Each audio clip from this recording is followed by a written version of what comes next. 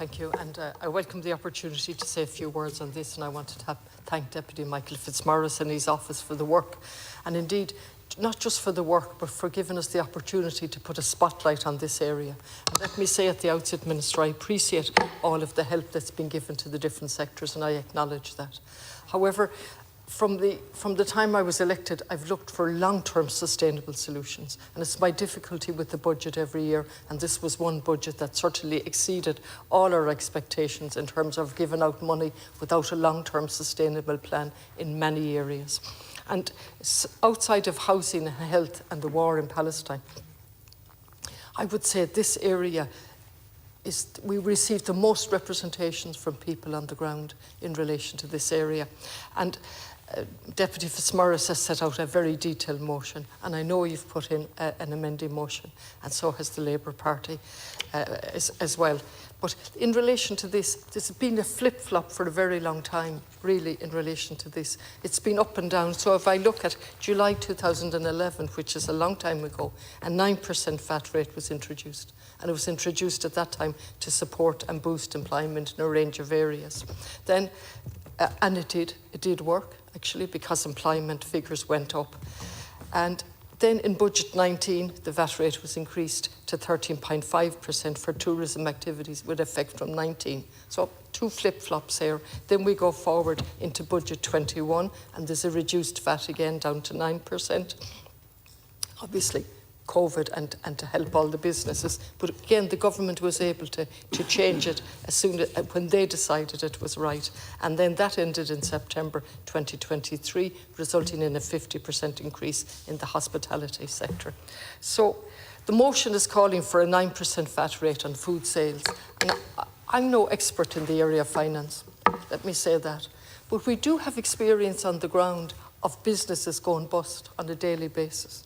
And the importance, and it's a constant mantra from government, and I agree with it, but it has become a mantra and a bit of a rhetorical that small to medium businesses and small businesses are the backbone of our society.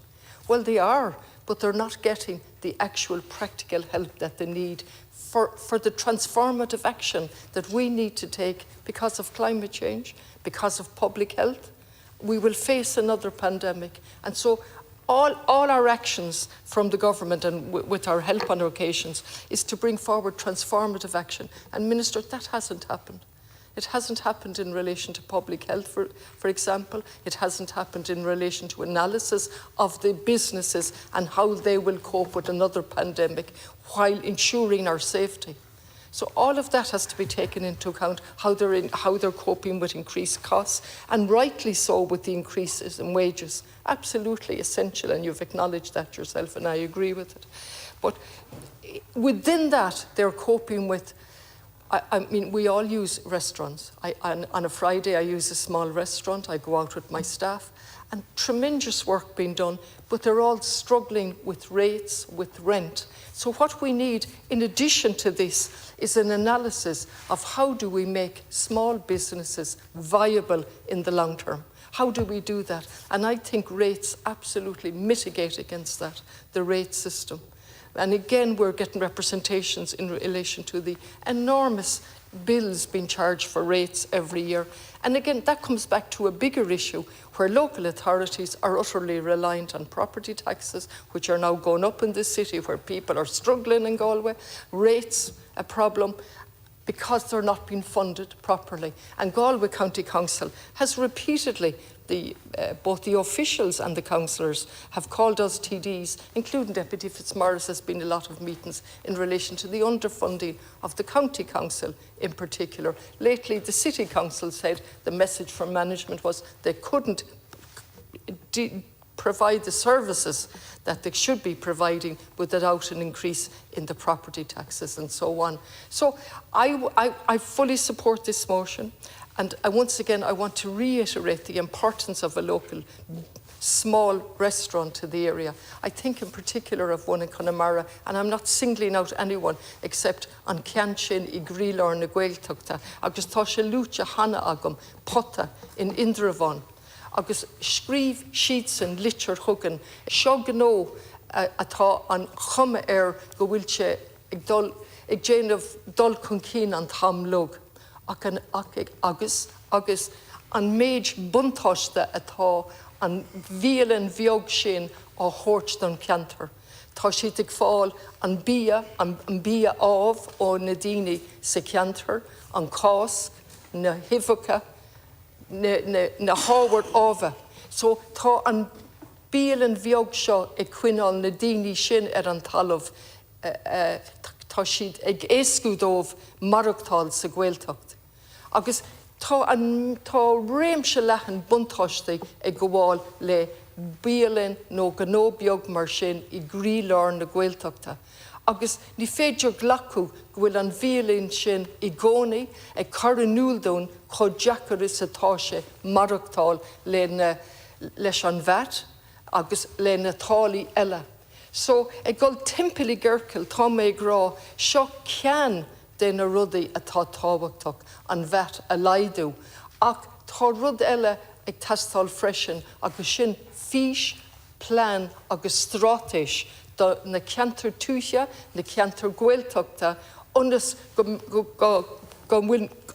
gcuireann muid in núil go bhfuil muid i náríre faoi rud a dhéanamh de réir an mríthair.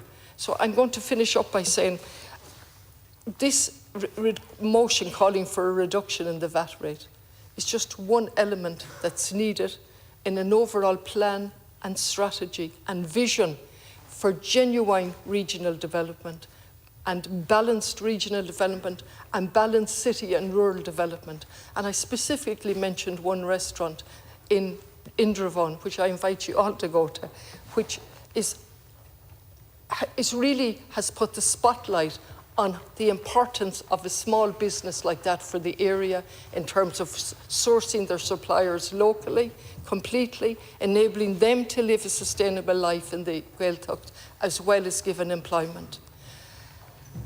So it's a pity, Minister, in the sense that this isn't the start of that proper conversation as to what we need to make sustainable work for people. Because without that, we're paying lip service. After this, I hope to get the tail end of the presentation from the regional authority, who are highlighting on a constant basis the imbalance between the region, particularly the northwest. Although my colleague here tells me Galway is doing better, it's not quite right. Parts of Galway are doing better. But the imbalance in the region, and it's been degraded by Europe downwards over the last number of years. So I finish by saying I would love to support the government, but I can't. I absolutely can't, because we need a different vision and we need a different emphasis, and this is just one of the steps that's needed. Garmak.